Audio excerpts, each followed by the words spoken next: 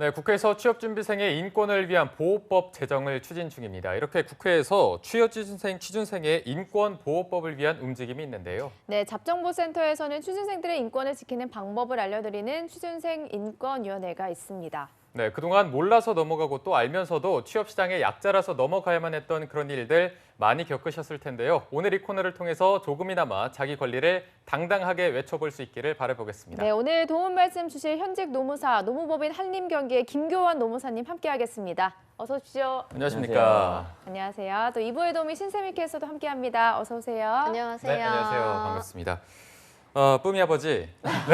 기억하시네요. 예. 1년 만에 거의 저희가 뵙는 것 같습니다. 작년에 보고 올해 들어 처음 뵙는 거 맞죠? 저도 어제 대본 보고 처음 알았어요. 워낙 네. 정신없이 지내다 보니까 맞아요. 새해 첫 방송이라는 걸 맞아요. 어제 알았어요. 네. 이게 더 오랜만에 뵙는 것 같은 그런 느낌이 드는데 새해 계획 혹시 세우신 거 있나요? 좀 늦은 감이 있지만. 지금 그 많은 분들 만나뵀지만 새로운 질문이라서 아 정말요? 네네. 아무도 안 물어봤어요. 아무도 안 물어봤어요. 아. 그냥 늘 그럼 하던 대로. 하던 대로 어떤 네. 셋째 계획 그냥 이런 거. 아니요. 그냥 저희 가족 그냥 다 건강하고 네. 그리고 지금 애들 잘 키우고 있으니까 네. 열심히 키우는 게 목표입니다. 근데 뽀미 알겠습니다. 아버님이 갈수록 살이 빠지시는 네, 것 같아요. 맞아요. 제가 몸무게 자꾸 들고 있어요. 그러니까요. 왜 그러시죠? 아무래도 일 때문인 것 같아요. 애 때문에 네. 뿜이가 또 기쁨은 주지만 체중은 또 좋은 거 아닌가요? 다이어트도 하고 뭐 좋은 거죠? 일석이조긴 하죠. 모든 걸 감수하고 있는 아버지의 표정이 또 이렇게 드러나는 것 같습니다. 네, 맞습니다. 자, 그럼 교환 씨 오늘 준비해 주신 주제는 어떤 건가요?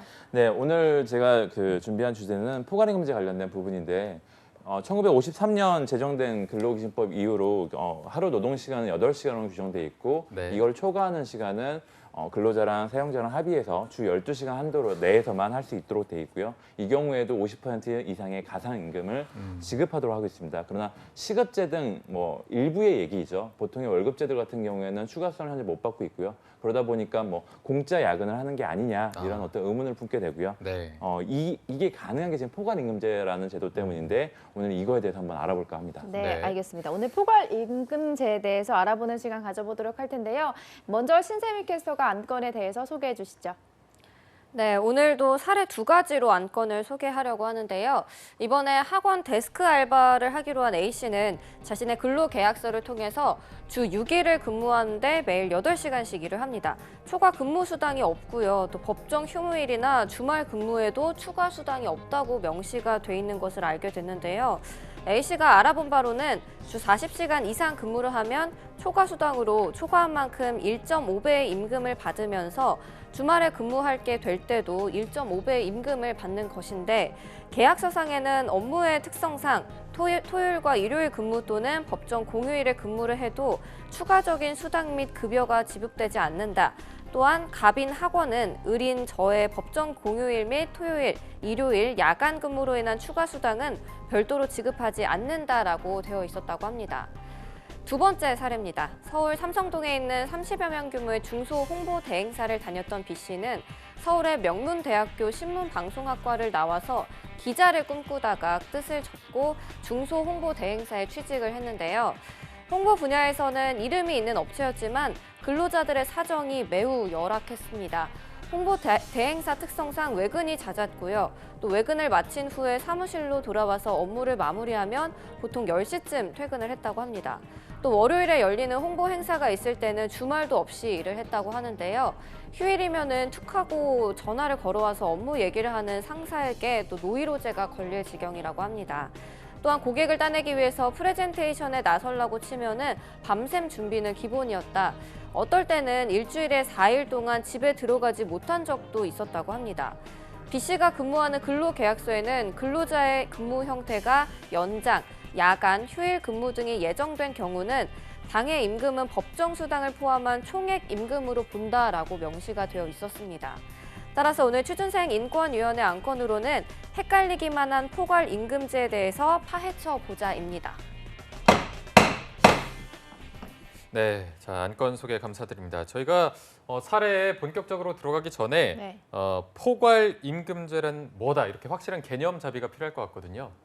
원칙적으로 사용자와 근로자 근로계약을 체결할 때 보통은 이제 기본급을 체결을 하고요. 그리고 그 기본급을 기준으로 추가 뭐 연장 근로나 야간 근로, 휴일 근로에 대해서 추가 수당이 나가는 게 원칙입니다. 하지만 이제 이 포괄 임금제라는 거는 근로자의 동의 하에 기본급을 미리 계산하지 않고 그냥 월급으로 그 안에는 연장, 야간, 뭐 휴일 근로 수당이 다 포함되어 있다. 이렇게 정하는 거고요. 뭐 예를 들어서 당신한테 월급 300만 원 줄 테니까 우리 여기서 일하는 거 다 모든 걸 포함한 시간이야, 모든 걸 포함한 임금이야라고 한다면 포괄 임금이라고 볼 수 있고요. 네. 또는 기본급을 정하더라도 그냥 일정 수당을 나눠 가지고 이거는 연장 수당이야라고 이래서 300만 원을 지급한다라고 했을 때 200만 원 기본급하고 100만 원은 연장 수당이야라고 하는 계약을 포괄 임금 계약이라고 볼 수 있습니다. 네. 네, 그러면 회사에서 근로계약서에 포괄임금제 계약이 포함돼 있다면 연장 근로를 하더라도 추가 수당은 받을 수 없는 건가요?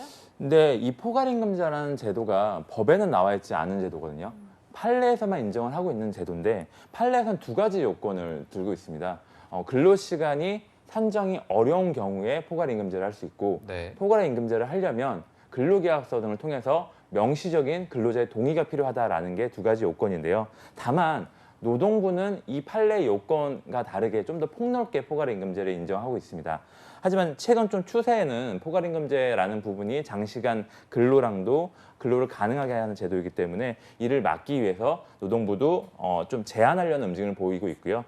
이를 정확한 어떤 지침으로 아직까지 발표되고 있지는 않지만 판례의 기준에 따라 포괄임금제가 인정될 가능성이 높아질 것 같고요. 이런 변화된 움직임에 따라 뭐 BBQ라든지 UMF라든지 넥슨의 뭐 자회사인 네오플 같은 경우에도 포괄임금제를 선제적으로 폐지하는 회사들도 생기고 있습니다. 네. 자, 저희가 앞서 사례를 좀 보니까 모두 이 계약서에 업주가 포괄 임금제에 대해서 지급하지 않겠다 이런 의미가 좀 포함된 것 같아서 이게 첫 번째 사례 A 씨와 B 씨가 연장 근로를 하더라도 이 포괄 임금제 때문에 수당을 따로 못 받는 상황인가요?